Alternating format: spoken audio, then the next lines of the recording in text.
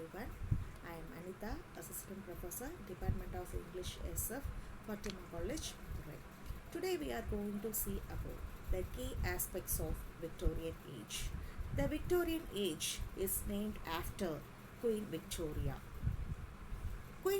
Victoria became the queen in 1837 at the age of 80 and ruled for England for 68 years until her death 1901. So, the period from 1837 to 1901 is called the Victorian era. The Victorian age exactly comes after the Romantic age. The Victorian age starts with the reign of the Queen Victoria. This age is also known as the Compromise. William J. Locke, in his book, writes for this age the modern period of progress and unrest. Queen Victoria often claimed for her great empire, and the people of England adore her and admire her for her great monarch. By the mid 1800s, Great Britain was the largest exporter and importer of goods in the world. It was the primary manufacturer of goods and the wealthiest country in the world. So, during Queen Victorian period, England became more famous for its exports and imports. There is a great progress in social and political reform. The Reform Bill is a series of voting in the British Parliament. Various acts were framed during this Reform Bill. Let's see some of the acts here. 1832, the first Reform Act granted the vote to almost all male members of middle classes. In 1833, the Factory Act regulated the child laborer in factories. In 1834, Poor Law Amendment established. It is a system for workhouses for poor people. In 1867, the Second Reform Act gave the vote to skilled working women. 1871, Trade Union Act legalized trades unions. In 1884, the Third Reform Act granted the right to vote all male householders. Let's see the role of women in Victorian period. During Victorian era, the women starts asking questions, which means women became empowering.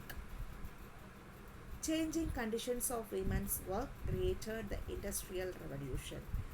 During this Victorian period, some of the acts were framed for supporting a woman.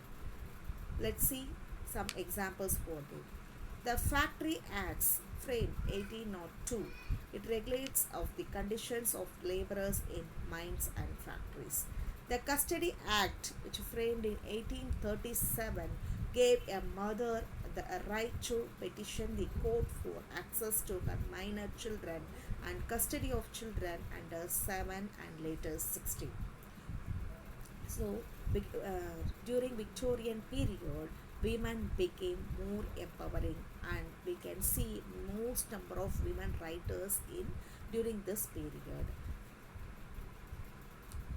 Queen Victoria gave importance to education, which it results literacy, publications, and reading. Queen Victoria is compelled to give universal education to all children, especially who is under age 10. Novels and short fictions were published in serial form in order to improve a reading habit of their country.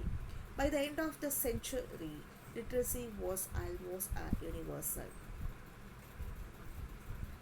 During this time, Gothic literature flourished. Gothic literature is an example of fantastic fiction which combined romantic and horror. Victorian novels are mostly realistic with a variety of classes. We can see the major theme of Victorian novels is showing individuality. Women were major writers during this Victorian period.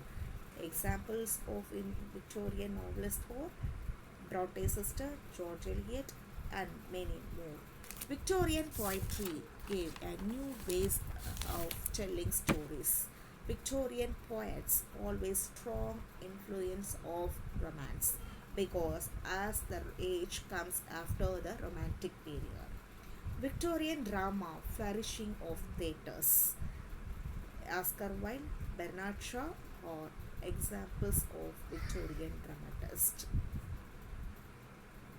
We can see our characteristics of Victorian age: intellectual developments, industrial revolution, morality, the new education, the revolt, and many more. During the Victorian era began in 1837 and ended with Queen Victoria's death 1901. The Victorian period was also known as the Age of Transition, which highly moral purpose. So, this these are main key aspects of Victorian age in a short note. Thank you.